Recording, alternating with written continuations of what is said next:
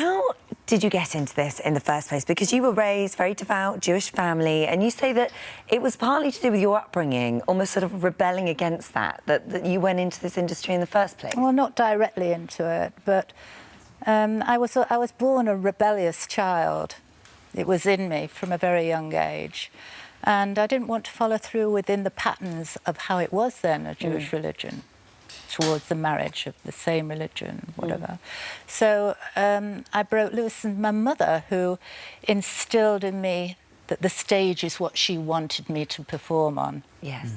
Well, she wanted Shirley Temple, though, didn't she? She wanted a Shirley Temple. Yeah. But you rebelled and went towards burlesque. Correct, yes. And so I chose a different stage. How did it develop from there? It developed from moving into London, into Soho, onto the burlesque stage, and then meeting my husband as a hostess, from burlesque as a hostess. So this is the professional footballer Billy Walden, playing for West Ham at the time, and your future husband, and it was a whirlwind romance. You fell madly in love, and so he was already involved in health clubs. No. Right. No, okay. he wasn't. So who has the idea? Well, he had the idea.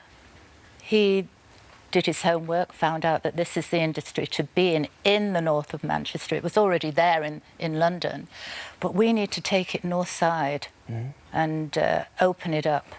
And he opened it up as brothels, also blue cinema clubs that weren't around at the time, when guys used to walk in with Macs on and, you know, look at all the naughty movies and walk out again in those days. Yeah. So what was, I mean, you're very open and very honest and very truthful in your memoirs. Very graphic. Very graphic in some places. Yeah. But, I mean, this is a tough business, a tough industry. And for you, looking after those girls, you say you have to be a certain type of person to be able to cope and survive in that industry.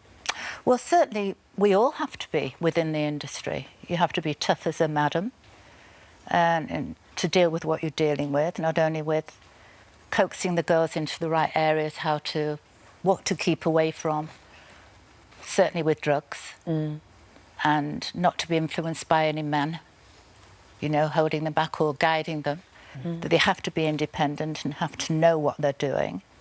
And so, with their full consent themselves, not being dragged in there by somebody else, So were which is you important. always in a position to be guiding the girls that wanted to be where they were, or were there times when you were having to coax someone to do something they didn't want to do? Never. You could never do that. A true madam, a proper madam, would never, ever have anybody within the business that was really against their grain and they were being forced into the industry. Everybody has to be in full consent of what they're doing and enjoy what they're doing, giving pleasure to people. You know, at the end of the day, everybody is rewarded, either financially or mentally. Well, you say you've saved 5,000 marriages. How have you managed that? Well, that's a rough estimation. Could be many, many more over 40 years. He may have split But up some marriages too. Look, Phil, I don't know, but, you know, as a man, as a whatever, whoever comes in, because it wasn't just only men. Occasionally women used to come in.